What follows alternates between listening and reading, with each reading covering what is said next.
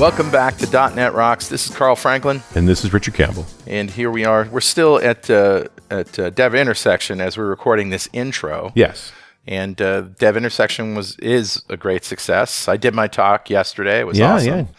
And we're doing the giveaway tomorrow night. Good time. You had a good show, right? Yeah, I had a good show. You know, we're going to do our classic closing session, which if you've never been to Dev Intersection, we end on a laugh. Yeah, it's good fun. We are slightly silly people. Slightly silly, especially after a show. I'd say at the end of the show, we're all a bit punchy, but that's for sure. But I like our close. I think it's something that makes our show special. It is fun.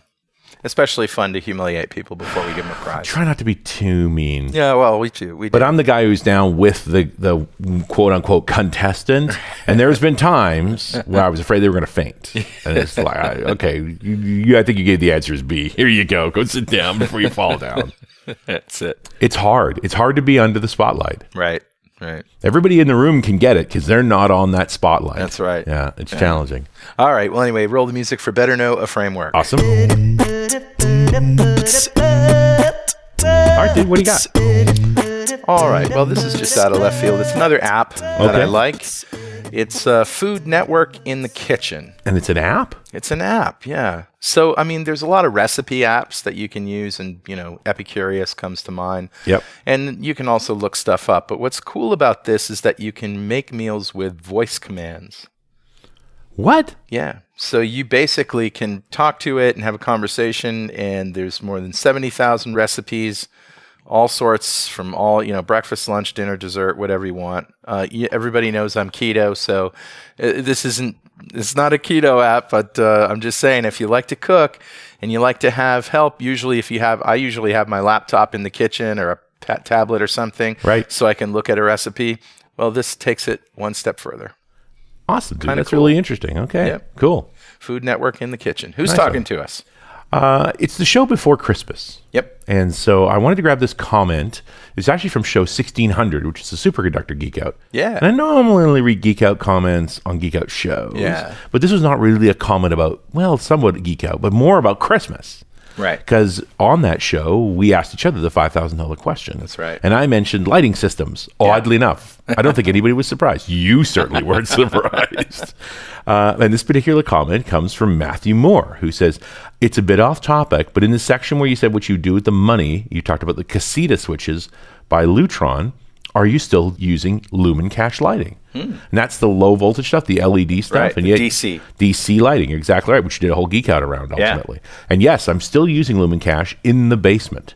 And if you're wondering, why are you using Casita upstairs and we're using Lumen Cache in the basement, is I actually have to change all the light fixtures. Oh. So the reason we put Lumen Cache in the basement is that we'd had the flood and all the walls were torn apart. Right. You had an opportunity to do that. Exactly. And it was sort of a commitment. It's like, we're already cutting every wall. Why don't we cut them all the way up and just re-drywall the whole thing? It's about the same amount of money. Right. And then it's like, you're doing that, you might as well do the ceilings because we had ceiling damage and stains and things. And so it's like, we do it all. And in the meantime, I was able to replace all the light fixtures. Wow. And that's what it takes to do Lumen Cache, because there are literally different fixtures. Wow. Could you fish it? Maybe. But that's a lot of work, like trying to work through existing walls and stuff. So this was, while the walls are out, we can go from scratch. I hauled all the old wiring out. Yep. And all the old fixtures out. Yeah. And which weren't damaged, right? We're using Cat5 wire? Most of Lumen Cache is done with Cat5 if it's what they call a constant current circuit. So they actually dim by varying the voltage. Okay. And so that is allowed Cat5 because you're only allowed 300 milliamps through or 600 milliamps through a Cat5 cable. And so that takes a very particular type of light fixture, but it's super easy to wire then. Right. And then the fixtures are either 150 milliamps, 300 milliamps, or 600 milliamps. If it's 600 milliamps, you get one light fixture per wire. If it's 300, you get two per wire. Nice. If it's 150, you get four per wire, right? And you just daisy chain the wires together. Right. But otherwise, I mean, believe me, like I'm really happy with what we did with the Lumen Cache, but it's not a trivial effort. It ended up being roughly the same money because it was a lot of my own labor. Right. But it's not mature. Yeah. For a geek like me, fine. If I ever sell that house, goodness knows how I'm going to explain it to the new owner, right? Yeah, right. Matthew also asked the question, would these switches work with said lighting? And it's like, no, the Casita system is high voltage, 120 AC. And I'm using it upstairs because I'm not allowed to tear the walls out upstairs. Right? I like being married. And so What I'm doing is retrofitting the Lightalier system that's now no longer available with these switches that are so much more advanced than the work we did back in 2003 and 2008. The Casita is just the next generation. Yeah. And they understand LED lighting and mercury halide lighting and all those different options. And then they also have the voice control systems. This is just so much simpler. Wow. So it's progressed. Awesome. And Matthew finished off by saying, I'm really interested in all this since the DC Lighting Geek Out. Still waiting for some equivalent in the UK. And by the way, Matthew, if you wanted to use Lumen Cache in the UK, it's perfectly fine. You know, you would use a separate power supply, but the controllers are all low voltage, so there's no reason you couldn't put Lumen Cache there if you're willing to go all the way. And maybe it's time for me to revisit some DC lighting stuff. Maybe. There's not a lot of technological advancements so far, but product work and the light fixtures are cheap. It's impressive. So Matthew, thank you so much for your comment. A copy of Music to Code By is on its way to you. And if you'd like a copy of Music to Code By, write a comment on the website at .netrocks.com or on Facebook. We publish every show there. And if you comment there and we read it on the show, we'll send you a copy of Music to Code By. And definitely follow us on Twitter. He's at Rich Campbell. I'm at Carl Franklin. Send us a tweet, because ever since we changed over to tweet-powered lights in the studio, we need a steady stream of them. Yes, you do. Yes, we do. But if you vary the milliamps of your tweets, the lights get brighter. Geek. All right. Well, tell me about this particular panel that you did in Bulgaria. So, love panel discussions. This was a group of David Neal. Yep. And Brandon Satrom.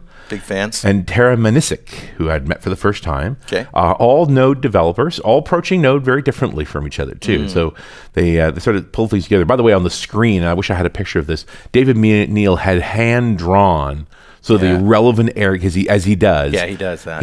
Just sort of the relative areas of Node that are important, right? Wow. And so a little bit of conversation about IoT and workflow and web apps and so forth. It was fantastic. It was a great, really fun conversation, very wide-ranging. Well, I'm looking forward to hearing it. Let's roll the audio.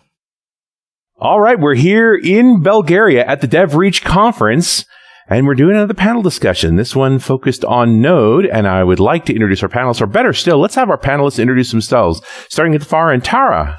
Hi, I am Tara Manicsic. I'm a developer advocate for progress on the Kinvey team and a Google developer expert in web technologies. I started the Women Who Code branch in Cincinnati and also helped start the Node School branch in Cincinnati. And if you're interested in getting started with Node, I highly recommend nodeschool.io, trying that out. And I also guest host and am the program manager for a Node-centric podcast called Always Forward with D. Shaw. So some stuff to check out there. Brandon? Hi, I'm Brandon Satrom. I work for a IoT hardware platform company called Particle, where I'm a developer advocate for them and help spread the hardware love to software developers all over the world. I am by trade a long-time and recovering front-end developer and a self-described and aspiring maker. And by evenings and weekends, I also run a publishing company called Carrot Paint Studios, where we build products designed to help get kids interested in the world of electronics. Awesome. And yeah, the gadgetry of IoT, kids go crazy for it. As long as you can make it move or make a noise. It's shiny and it lights up. Yeah. What more do you want? Yeah. And Mr. Neal. Hey, I'm David Neal. I go by Reverent Geek on the Twitters and social media and so forth. I am currently a senior developer advocate for Okta, who does authorization and identity management. I am a recovering .NET developer currently on the Node.js and Electron, all the JavaScript things these days. And I'm entirely made of bacon. You're keto friendly. It's good. Very, very keto friendly. I guess it's a little bit of a JavaScript-centric conversation. You know, the show's called .NET Rocks, but we care about what .NET developers care about, and it's pretty powerful stuff. Why do you focus on Node, David? What does it do for you? Well, I've been a web developer since the late 90s, and I grew to have this love-hate relationship with JavaScript, and eventually I just gave in and embraced it for what it is. I thought it was a hate-hate relationship, actually. With recent advances in the JavaScript language, it's not that bad, Nice. as bad anymore. Ringing endorsement. Right. Not that bad. You sure it's not just Stockholm syndrome? Like, Maybe. But, when Node came out, it was kind of on my radar, and it was something I really wanted to investigate. And once I started using Node, it's like I kind of fell in love with programming all over again. And that's what I've been doing ever since. wow, it's interesting to be an experienced developer, and there's things about Node that make you happy. Yeah.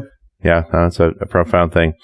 I guess you're going to be our IoT advocate, Brandon. I could do that. I'm happy to. Yeah. But is JavaScript, when you talk about really lightweight gear like that, is JavaScript the way to go? It's not known for being ultra lightweight. And part of it, it's a great question. I think part of it is sort of changing the understanding of what an IoT application really looks like or what it entails. Right. The embedded systems piece of that, still a lot of the work happens with C, C++. Those are not scary languages, by the way. I highly encourage folks to check out those types of embedded systems in your free time. Mm-hmm. But when you're building an embedded system, there's so much of the work now in the IoT space that goes beyond the device itself, beyond the sensing, beyond the actuating, but actually getting data into the cloud, building web and mobile and cloud applications that actually work with those devices, work with those sensors and the data that come in from those devices. And really there, JavaScript is the lingua franca of what you have available in that space, whether it's a mobile app or web app or even a cloud app today. So we in Particle and me personally are very interested in the JavaScript community, and we do a lot of our work in the Node space as well, because that's really where we see a lot of the actual real IoT applications being built beyond the devices themselves. And I understand you sat very strategically to keep Tara and David separated. Yes. Oh, yeah. Because you disagree? I really love bacon. Okay. Yeah. No, I can appreciate that. Yeah. No. But to tag on and jump on the IoT chain, that's one of the great things about the asynchronous architecture of Node and the fact that you have the non-blocking, event-driven. You have so many data sources coming in from IoT devices, like so much data that one of the best ways to handle it is with Node, especially those data sources between your backend and the devices. Node is just made to handle that huge amount of data. What makes it better? The asynchronous architecture. Okay. And the fact that it's non-blocking. Right. So you're able to basically stream in all of that information at once, which is really nice. And like Tara said, depending on the number of event sources you have or the number of devices, real IoT applications typically involve a lot of sensors, all streaming data in concurrently, reading sensor data every, millisecond, microsecond, what have you, and all of that data coming in, you need to be able to parse it quickly, not get backlogged, not get blocked, and then send it on and do something with it. And it's just this sort of nature of Node that every instance is specific to the occurrence, like you're naturally stateless. Like you can do this in C#. I just think you have to work at it to do it right in C#. I think that's right. And who likes working? Yeah. Nobody actually wants to work. Well, and I see serverless up in the artwork here on the board too. Is it just mean that do we look at Node as essentially serverless? Well, I put that up there because a lot of the serverless functions that are out there support Node or support JavaScript, and so it kind of lends itself to be a great host environment for serverless functions. Mm-hmm. It's just, but then in that sense, how much of it is Node and how much of it is just language? Like, how do we separate the two? What is distinctly Node-ish? Getting so deep. Node is essentially just a very small bits of framework on top of the JavaScript V8 engine. Right. So there's only they only added on top of V8 the bare minimum needed for HTTP communications and file I/O for events and streaming. Right. And when you're doing serverless functions with Lambda or with an Azure function, those frameworks or that infrastructure is handling doing the npm install, all that stuff is actually still happening for you. You're just not spinning up a container. You're not spinning up a server. It's all there. It's still Node under the covers. You're using JavaScript as the language there, but it's Node that's actually handling package management and execution. So it's a declaration in Node about a service you need that under the hood then is doing the npm call and setting things up. Right. But how long does that take? I don't look at package managers for their speed. So when you deploy a Lambda function or an Azure function, it's similar to doing any sort of other CI process or deployment to a server. You don't have to specify everything like you do if you're running your own server, you're running inside a Docker container or something like that. There is still a time involved. There's a deployment step, but once it's there, the function executes anytime its endpoint is hit immediately. And the instance management and so forth is just automatic in serverless. Like that's not, this is where we get into the aspects that really are serverless. It's not that plumbing doesn't exist. It's that you don't own it. Right. And you don't have a lot of control over it either, too. So it better be set up the way that makes you happy. Right. Can we talk about a particular project? Anything you guys are really excited about? Things you've made? Oh, I thought you meant in regards to Node. I was in regards to Node. I mean, what's coming out with Node? So we just got Node 10 marked as LTS and got a Node 11 release as current.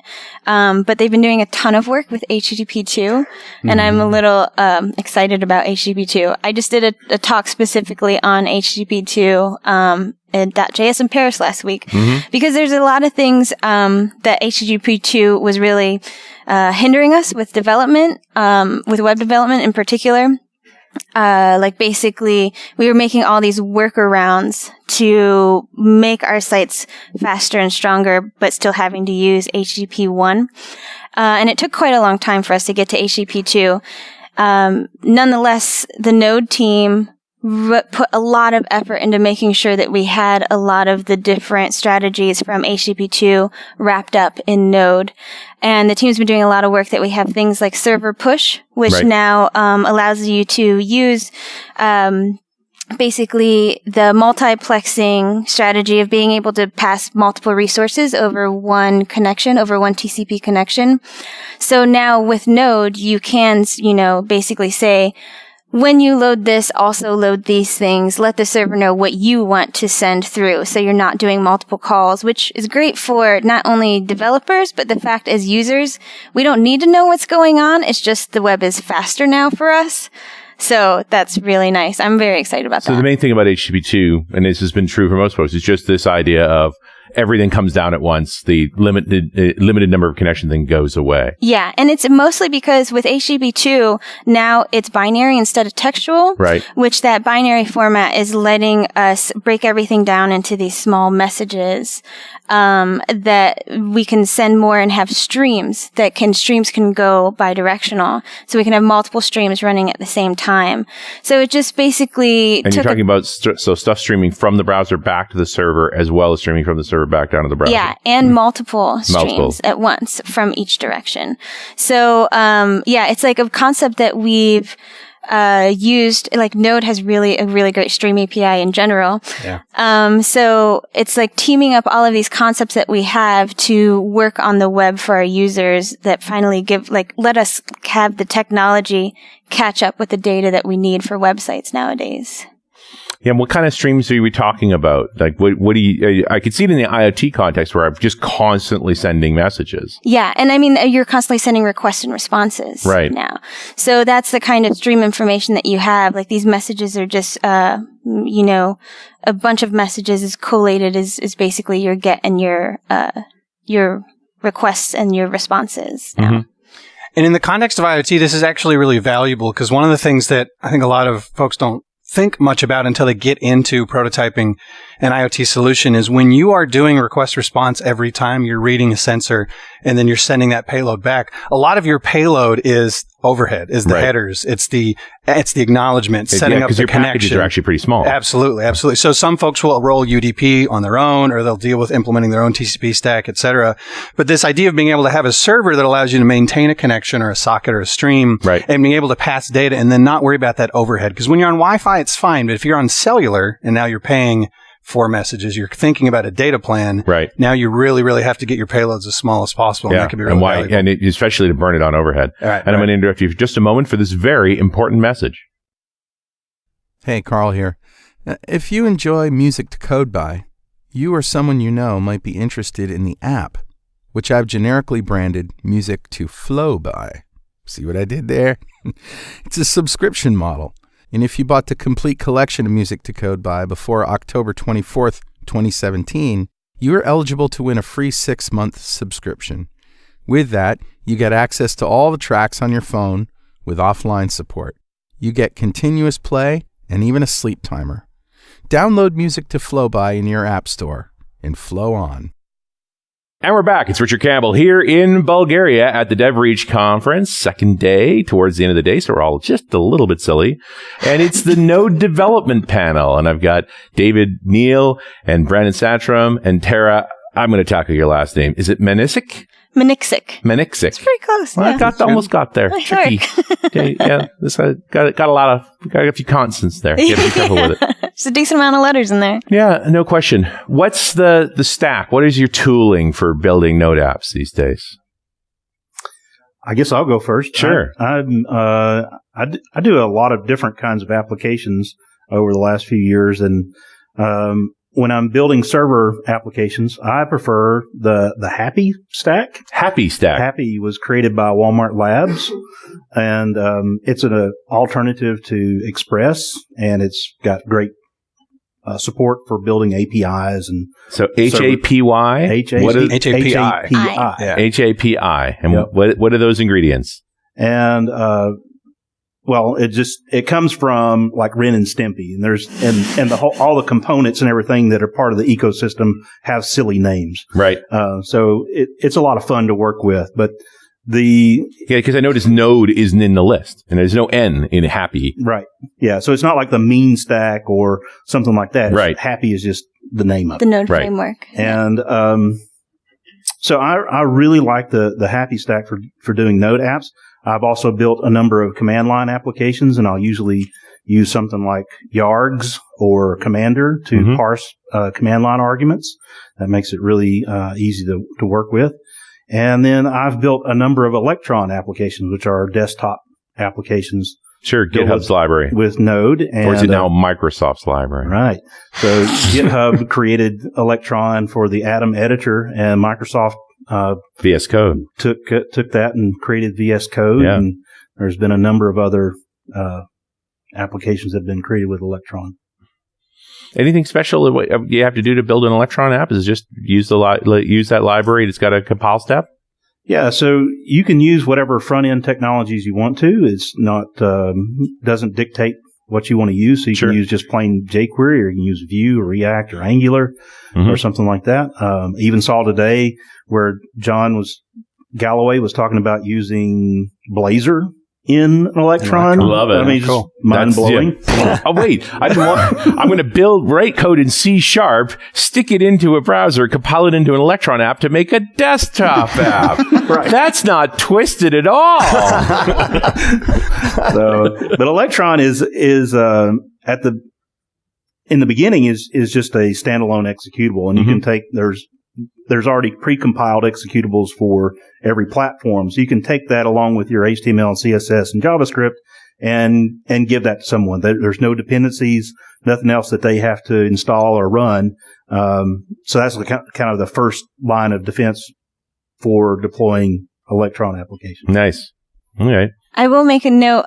So the guy who built Happy, Aaron Hammer, has really great talks in the Node community in general, and I highly recommend checking them out.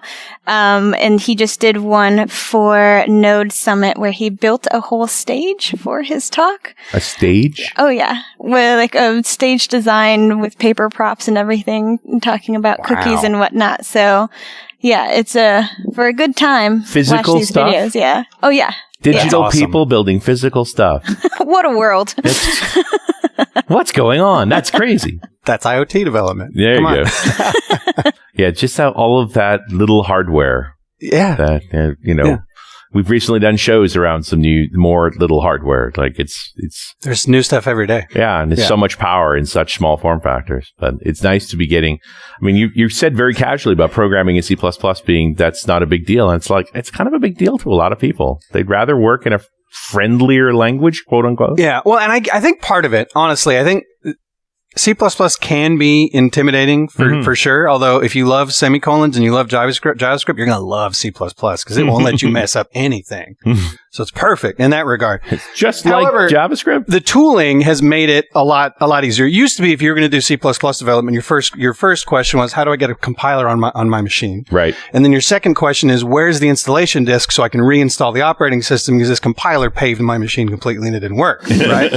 And so nowadays the tool chain's problem is largely solved. If you work with a vendor, Visual Studio Code actually makes a lot of this stuff really easy. I mean, you asked the question of everybody's sort of preferred development stack. For me, it starts and ends because I spend equal parts of my day doing firmware, web, mobile, and cloud development. I do a lot of my work in VS Code because I can target an embedded system or I can target the web, mobile via VS Code, and that's really powerful. But are you tending to code mostly in JavaScript in all of those platforms? Other than embedded. So when I'm doing anything with embedded, I'm using C++, but beyond that, it is JavaScript. Right. So whether it's in the case of mobile, I'm, shout out to NativeScript. Absolutely love NativeScript. But I do mobile development with JavaScript and NativeScript, and web development with Vue. And then with stuff I do in the cloud, I'm intending to do serverless more and more because I find it really interesting. I built an Alexa skill earlier this year that actually interfaces with Particle's Device Cloud API to control devices.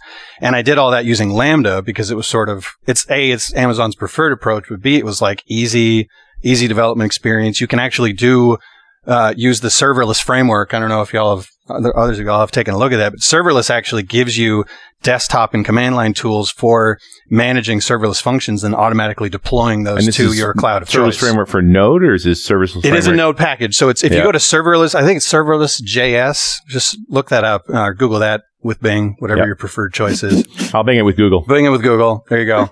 And it actually has support for Azure functions, has support for Lambda functions as well. And you can do your development locally, but then deploy to your serverless framework of choice. Well, and in my mind, IoT battles the same thing that all mobile development does as well, which is you're coding on a machine that's very different from what it's going to be run on. Absolutely. And so that dev cycle is challenging. It's longer. It's more complicated. Right. I got to think, especially when you get into some IoT hardware, like, do you even try and emulate, or do you have to just deploy to the device? Do you even have any idea what's going on? You can typically deploy to the device. I mean, the good news there is that IoT devices tend to be drastically cheaper than buying new mobile devices. Right. So you're talking $20 for a new device versus a few hundred.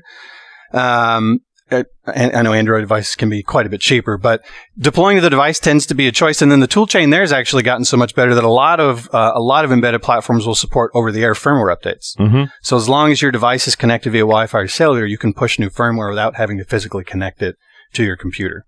So you have a lot more options there. And as soon as you poke on that sort of angle of those issues around IoT, I immediately think about the security pieces. And I think that, can we talk a little about the security conversation for Node? Yeah. Because I don't know that it defaults to a secure strategy, that folks actually have to think about how they're going to work in Node to implement security. Well, from the server standpoint, if you're using a framework like Express or Happy, they've already built into those some safeguards around like cross-site scripting and those angles. Right. So just like you would expect building on any modern web framework, that's kind of handled for you out of the box. And defaulting to TLS. What about authentication strategies? There's lots of options. You got all of NPM at your fingertips. So the most common is to use session cookies with. There's a package out there for adding authentication, and then there's frameworks like Okta and Auth0 and so forth that give you even more tools that make it very easy to add to secure your application. And Node 10 LTS shipped with the updated OpenSSL package as well for your secure socket layer. So that comes standard with Node 10 now. I think this is also an area where the serverless frameworks tend to excel, because in a lot of those cases you're relying on their security infrastructure as well. So the same way you would secure a Docker container or an EC2 instance, you have that baked into working with Lambda, or in the case of Azure, using Azure functions. Well, it's the nice thing about using the public cloud, whichever one you use, is they want to bill you, so you kind of have to have authentication stuff going on anyway, and you just add it to your app and API management, and it's an awful lot of plumbing that's hard work to do on-prem. It's pretty easy to do in the cloud. Mm-hmm. And as far as like TLS, a lot of people will tend to front node apps with Nginx. So you manage your certificates and everything there. And so you as a node developer, you're not really, You don't have to deal with you it. don't have to deal with it. Yeah. You know, it's just part of your deployment. Right. It's great. Hey, Richard. Yeah, buddy. Guess what time it is now? It must be that happy time again. Yeah, it's time to remember that the men's and women's bathrooms in Bulgaria are clearly labeled in Bulgarian. I sent you your joke. And you know why? I was headed to the bathroom. Yeah, were you? And I had to go back and forth between the doors to try and think, what is this? I couldn't tell. And I'm like, wait, this has happened before. I think that means orange. Yes. I probably sent you that message in the middle of the night, but it's like, that's where I was. That's a good one. All right, it's actually time to give away a $200 Amazon gift card, compliments of Progress Telerik, to one lucky member of the .NET Rocks fan club. But first, let me tell you about the most comprehensive developer toolkit for building modern apps on the market today, Telerik DevCraft. With more than 1,100 Telerik.NET and Kendo UI JavaScript components and controls, you can easily build modern, high-performant web, mobile, and desktop apps, as well as chatbots. The toolset also includes reporting solutions, automated testing, and productivity tools, and comes with a range of support options. New this year is a free online training program for all license holders. With this, alongside thousands of demos with source code, comprehensive docs, and a full assortment of Visual Studio templates, you'll be up and running with the Progress Telerik and Kendo UI tools in no time. Download a free 30-day trial today at telerik.com/download. And also, please consider supporting .NET Rocks by making a monthly pledge at patreon.netrocks.com to ensure that we'll be on the air for years to come. All right, buddy. Who's our winner? Today's winner is Tomas Cole. Congratulations, Tomas. Golf clap for you. Golf clap for Tomas. Tomas just won a $200 Amazon gift card from Progress Telerik just for being a member of the .NET Rocks fan club. And if you'd like to be a member, go to .NETRocks.com, click on the big Get Free Stuff button, answer a few questions, and join the club. We have thousands of members all over the world, and every show we like to give away stuff from our sponsors, and every December we give away a $5,000 technology shopping spree to one lucky member of the fan club, but got to sign up to win. I particularly like the Ren and Stimpy reference. Happy stack. Happy stack, yes. That's just really awesome. No mean stacks here. No mean stack. Yeah. Well, mean's not even an acronym. You know? I know. It's kind of a silly one. It is. I don't know. I'm not going to go there. I'm done telling jokes. Oh, really? Yes. Okay. Yes, I'm done. For the next minute. Until next episode, at least. Well, let's get back to this great panel discussion. So, if you had $5,000 to spend on technology, what would you buy? Mr. Neal, any thoughts? Yes, the new iPad Pro just came out. Yeah, that'll be fine. All Apple stuff is expensive. Yeah, It might cost you about $5,000. Actually, it's $5,000. I think you $5,000. get two as long as you don't have any adapters. Okay, And one Apple Pencil. and lots of dongles. yes, And lots many of dongles. No, the new iPad Pro has got the new Apple Pencil that is magnetic and charges wirelessly, which is awesome because I use the old iPad Pro and you have to. It's like a selfie stick or whatever. It's like a really bad selfie stick. Hey, those iPad Pros are looking more and more like Surface Pros every day. That's good. Thank goodness. I think I love my iPad Pro, and Yeah. I think it's awesome. Just lightweight, semi business. I need to do some type, but not too much. But it's interesting to see the pen come into that space. Yeah, it's cool. Brandon? Other than spending $5,000 for David to give me a private course on how to draw, I think what I would probably do, I'll give the maker answer as a hardware guy. There's a 3D printer company called Prusa. And Prusa makes a printer called the MK3 that is one of the most phenomenal 3D printers that I've ever seen.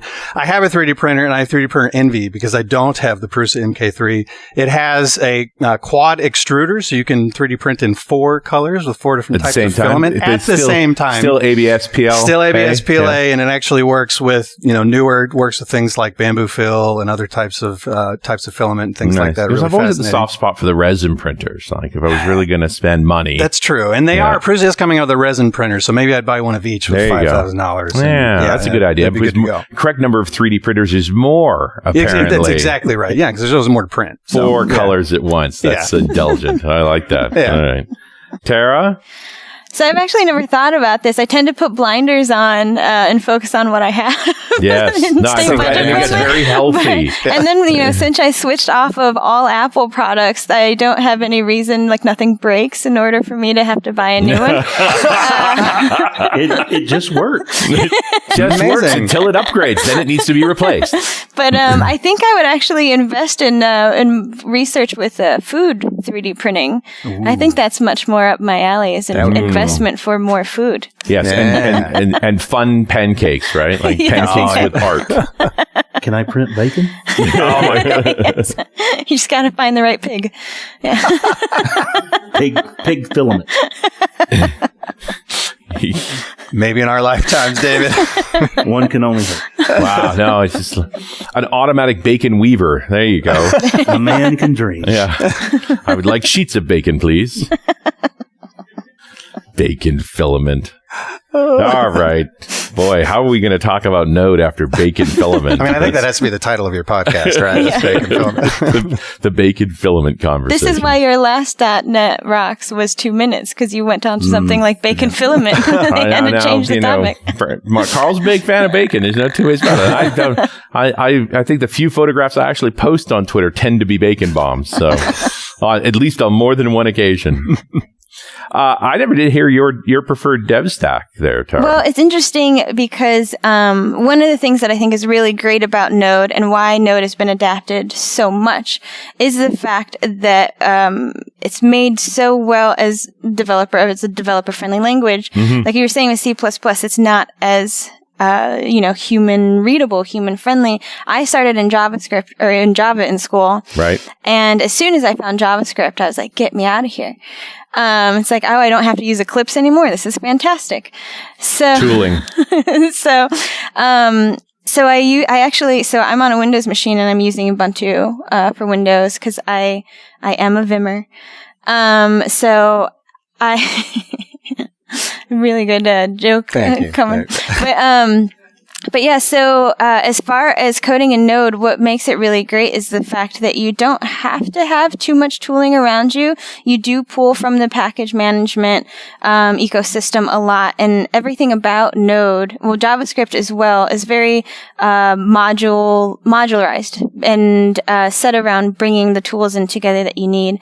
I started working on the Kinvey team and have been using Kinvey as my backend and they have like flex functions, great things with security, and just a bunch of tooling that help you basically build a bunch of services out without having to spend the dev time on it, without having to spend a lot of time, jumping into code and writing a ton of code.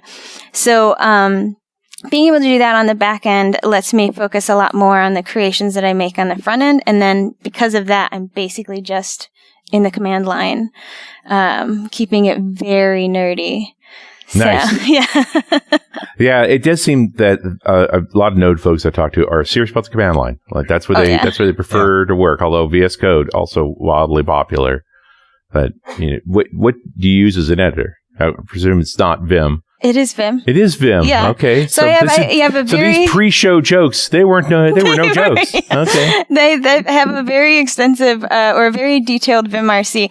I would use VS Code. There are things I like about VS Code, and I keep getting on the team because when you use Vim command shortcuts, Vim mode on VS Code, you lose keyboard shortcuts for VS Code. Which who wants to move their hands away from the keyboard? No, I'm totally with you. That's the whole point, right? Yeah. Especially for a Vim person, right? Yeah, you never take your hands off the keyboard. I remember resisting mice for a long time. It's like, why would you do that? Oh, yeah. That, and it made it look more like a foot pedal anyway. One of the things I really appreciate about Visual Studio Code is it's got great JavaScript debugging support. Not just for doing front-end development, but bugs in JavaScript? No. Perish the thought. But it supports Node and it supports Electron, and you can do all the things that you expect. You can set breakpoints and you can inspect those variables and step through your code, and it works fantastic. Edit and continue in JavaScript? Not that far. All right. That's a step too far. That's, It's old school. But yeah, I do like that we can actually step through line by line in code. Yeah. And actually see what's going on and check the stack as we go. It's powerful. And that's the VS Code JavaScript debugger. Yeah, and it even supports source maps as well. So if you're transpiling your code and are using something like a bundler, it can read in those source maps and know actually where to go in the original code to show you those breakpoints and step through. Awesome. Any other tools? You use Logger. Logger. Standard is nice for linting. I really like being able to, one of the worst conversations you can have with a team is semicolons are not tabs. I was just going to say, let's have that argument now.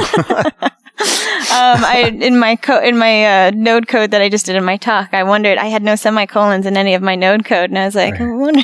I'll give you a high five. I'll give you a high five. No one else will. Okay. I'm going to. Hey, if you want semicolons, C++ got lots of semicolons. Yeah, in JavaScript, you have as many semicolons as you want. It's true, you can do a lot of them. Yeah. But it's nice to have something like standard and that basically lets you set what you want all of your rules to be, so your team doesn't have to, you have the one initial argument and then it has to stick to the standard, and that's really nice. Little consistency between the devs too. Mm-hmm. Yeah. And is everything GitHub these days? Does folks store their source anywhere else? I mean, GitLab as well. Yeah. Although I didn't think it really got more popular when Microsoft acquired GitHub. Yeah, probably. And if you did, you do know GitLab runs on Azure, right? Yes. What? Microsoft's got you one way or the other, basically. They want to be your friend. All right. That's all really, really want to be your friend. Right. But moving in the last year actually into more into the hardware world, I've been surprised to see that even into the hardware side of the world, there's still a preponderance of use of GitHub, all the way down to schematics and layout and design files to firmware and code. It is nearly universal among anyone that does design and development now at this point. Well, the number of folks, even sitting here, that sent me a GitHub link for their bio and headshot. Yeah. And it's like, I don't know, it's just basically become part of the life. Yeah. And it does seem like the more contemporary tool. One of the spins I've taken in describing Node is to go back and talk about IIS and Apache as this was Swiss Army knives with every blade pulled out. Do you need anything? Here's everything. How about that? And then Node was literally the opposite, and so you'd like a blade, would you? Tell me exactly which blade you would like. NPM install your own blade. NPM install your own blade. Yeah. But I wonder if that actually made the adoption curve of Node actually take a little bit longer, because surely early Google searches around Node were, how do I start up an HTTP server with this thing, right? And then the answer is Express, but it wasn't necessarily right away. And how long did it take where folks got kind of, okay, this is cool, this event loop, I get it, I don't get it, but how do I solve my problem? Because this is just a bare canvas for me to do something with. Yeah, one step at a time. Yeah, yeah. And I do think it was literally the radical swing the other way. It was like, no, let me tell you exactly what I want and nothing more. Right. Yeah. But it just speaks to, I think, what modern development is now, which is this configuration as code mindset. Mm-hmm. Everything is declarative. Everything runs. No documents. The document is the code. Mm-hmm. It's not a bad thing. You what, Tara? It's what? kind of a bad. Documentation is very important. Yes, especially if you can execute it. That's great documentation. Oh, that's fantastic. Oh. Yeah. Executable API docs are so amazing. Yeah, it's the best thing ever. Yeah. And, I'm wearing my IT hat a lot these days. And, there's not a Word doc in the world that dev's ever given me that was correct. Because it immediately changes. It's like literally you can feel the electron shifting as the file moves across the wire. It's like, no, that's almost right. This and this has changed now. It's like, give me the thing I have to run. And then if it doesn't work, it's a bug, not oh, no, that's close, but change this. Mm-hmm. I don't know. I get to turn into a grumpy old man. How did that happen? Been doing this for long enough. Maybe I don't have enough bacon in my life, David. It helps. Yeah, sure. Apparently it does. All Node in the cloud. How much are you running on-prem? What's on-prem? Yeah, what does on-prem mean exactly? What is this on-prem you speak of? I have cloud people sitting here. It's just like this is where you run this stuff. All in the cloud. Unless it's an edge device. But I mean, none of the work. Now, I know that there is definitely work, and this could be another episode altogether to talk about actually JavaScript on edge devices. But most of what I do and what Particle does is focused on C and C++ and embedded systems, and then everything beyond that from the edge to the cloud is JavaScript as much as possible. Right. So, and it's all basically cloud all the way up. It's all cloud, and the way that we pass data payloads around is JSON objects. So it's sort of built with this mindset of you're going to be using APIs, JavaScript to actually move data around. Yeah, and you prefer not to own the back end, the hardware where it lives anyway. Right. It's just a waste of money ultimately. Right. Pay by the transaction. And same. It feels to me, serverless now is the closest to that. It's like only the transactions I use. That's what I pay for, and I don't pay for anything else. Yeah. Oh, well, this is still a little too simple. What's Too hard? simple? What is hard in any of this? Security is still hard. In Is spite it? of all of that. Security, whether it's on the server or whether it's on edge devices. Yeah, there's still a lot of responsibility. There's not a great security framework that everybody loves. It's like you install this and it makes you do the right things. It makes you fall into the pit of success. Right. Because I've yet to find something where I thought that was the experience, that it was just that nice. Yeah. And you think Node's already got this substantial bar to jump over to do the right things, to create the surface areas that you need. Right. Like just make security part of that process. Yeah, I mean, the challenge is that I think a lot of us, and this has been my case at serverless, and I'm not going to ask for a show of hands, but I'm sure most of us have been in those cases where you set up something in a cloud system and you used the default policies from the vendor and things didn't work, so you just changed it to allow all access everywhere, and then you never went and turned it back off. Yeah. I mean, that's on us. That's not necessarily on the security frameworks. I mean, they try to give us sort of sensible defaults, but a lot of times when those things don't just work, we tend to go too far. The whole MongoDB exploit a couple of years ago was exactly that they recommended some security settings, but they were all off by default so that it wasn't a barrier to entry, and that's what got deployed. Right. Absolutely. So this, security on by default thing, I think it's necessary. It's just a question of whether it actually becomes enough of an impediment that it drives you off the product. Right. And I don't know the answer to that question. I wish I did. Nor do I. I wish you did. I would hope we actually get better on that. What's coming for Node? What are you looking forward to? You just got Node 11, so everything's perfect. We're done. Finished. Well, we're on 10 because that's the LTS. Right. But I mean, a lot of work that they're putting into Node, like one of the things that makes me really excited about Node is the adoption of, like with V8. It used to not, we would break every time there was a V8 update. Right. Because they weren't paired together well. And then V8 made Node a first-class citizen. So part of the build process for V8. So no update of V8 will break because of Node. Don't jinx it, Tara. No. Well, there's a lot of people working to make sure that that's so. Less likely. But, okay. So it's really great to have that seamlessness between those two to really make sure that we don't always have to be checking for what's breaking. But on top of that, it's, we have with ECMAScript working so closely with Node, we're making sure that a lot of the updates that come through ECMAScript are being put into Node very quickly, which is also just in part to ECMAScript in general, breaking down the releases to smaller chunks. Because, like I say, like ES6 wasn't named that for how many years it took to release. Yeah. But that is how many years it took to release. Hey, the whole naming problems in the ECMAScript space gave me confidence that it's not just a Microsoft problem. Naming is hard. Yes. Yeah. And so what's really nice is everything that's exciting about new things coming for JavaScript, we're getting in Node immediately. Right. And so just how quickly, how fluid these things, V8, ECMAScript, and Node are working together makes it easier on us, the developers, to get more enhancements quicker and make our coding much faster and better. Cleaner. It's a very different style of JavaScript to work in Node. Like, it doesn't look like JavaScript when I read it. There's not that many differences. No, it really isn't. We do it's just have not talking to a DOM. That's the big thing. Well, yeah.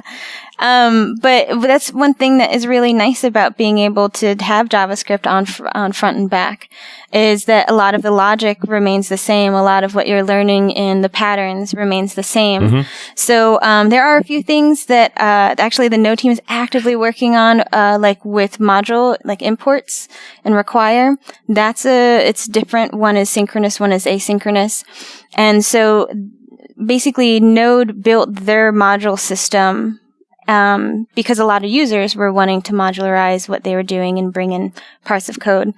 And then ECMAScript, came out with the ES6 modules, and they were incompatible. The interoperability wasn't there. So they're working hard to change that now so that we get even more seamless between the front and the back. Right. Which is really nice. And they're putting a lot of effort towards doing that. So soon, there's going to be some API work that needs done for web APIs to mash up with Node APIs and things like that. But to make it really, in that sense, as a developer, you can more easily jump back to front, work on different projects on a team. And as hiring managers, you can only hire JavaScript developers. Right. For better or worse. I don't know exactly what that means. All right. Well, what's in your inbox, David? What's next for you? More bacon. Well, what I've been most recently exploring is TypeScript. Yeah. And using TypeScript with Node and Electron. And I'm still on the fence. Yeah, it's an interesting thought. I'm kind of exploring this because there's some demand to it. There's people asking, more and more development shops are moving to use TypeScript on the front end, and they're asking, can we use TypeScript with Node and with Electron? The answer is yes. The question is it better? Is it better or not? Yeah. I spent some time with the Angular team who do everything in TypeScript, and they're all about the sustainability of TypeScript, that right. long-lived projects, it seems to make sense. So in some ways, you're only going to know if you've run a project for a few years, right?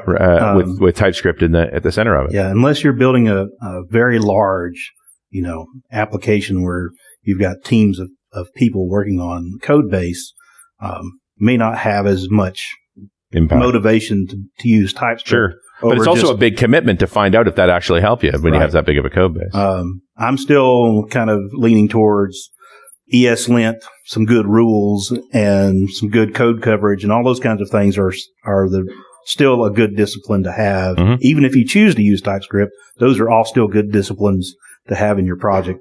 Interesting. And I think get you pretty far without having to use something like TypeScript. Awesome. You don't think you're going to miss undefined is not a function? It's an old friend. I did that in the keynote, right? The error message from 1977. Sorry. Undefined is not a function. Sorry. They should have kept that in there. It's a good one. No, really ease the blow. I'm going to run with that. There's a lot of, error 503. Sorry. Brandon? What's next for you? So big thing, so one of the great things about getting to be a developer advocate for a company like Particle is that I get to tinker and build things and they pay me for it. Yeah, so it's your job. The rest of my year is actually going to be building a mesh network of synchronized holiday lights at my home. And Particle's footing the bill for that one. So hopefully they don't hear this. That's a shame. I'm really excited about that. So we've actually just released some new hardware that enables easier mesh networking. And I've got a whole bunch of NeoPixel strips that are just waiting for me to get them spread throughout the house and get them all synchronized. Awesome. So I'll be spending some time doing that. And then actually doing a Node app on the back end hosted that actually allows other people to control my lights from the cloud as well. Because nothing could go wrong with that. Nothing at all. I'm not going to turn a display over to anybody else, so they can't type anything on a screen. It's just going to be turning lights on and off. Oh, come on. Maybe not in my kids' room. Some adventure. Yeah, I'll do it. You can turn on my kids' lights at 2:00 in the morning from anywhere you want. Can I come live with you? Yeah, come on, David. I'll work on this. Yeah, come on. Tara? So I'm really excited. So I actually just recently started on the Convey team, and I'm really excited to get digging into our product because there's so much that it does, and releasing a bunch of new videos for you all to see how Kinvey works, see my dog Tosh Magosh, but also cover Cutest dog ever. Cutest dog ever. Thank you. I'll pass it on. But also just a bunch of fundamentals about Node in general, like reminding people how async await works, reminding how promises work, and, scope in general and closure, just because, we can all use a little reminder on those things. Sure. And then next Tuesday, I have an episode of Always Forward coming on where I'm interviewing people about, they're on both the JS Foundation and the Node Foundation to talk about the current merger that's happening between the two foundations. Which is really great for moving the code base forward, and also just community outreach in general. Having these two foundations pair up should be really great. So, cool. All right, big hand for our panel. But I only have little hands. And we'll talk to you next time on .NET Rocks.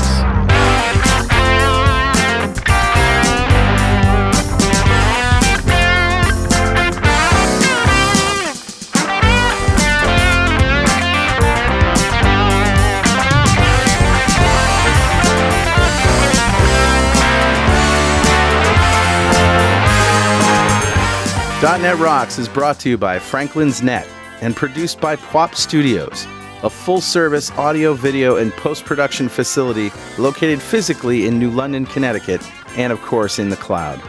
Online at pwop.com. Visit our website at dotnetrocks.com for RSS feeds, downloads, mobile apps, comments, and access to the full archives going back to show number 1, recorded in September 2002. And make sure you check out our sponsors. They keep us in business.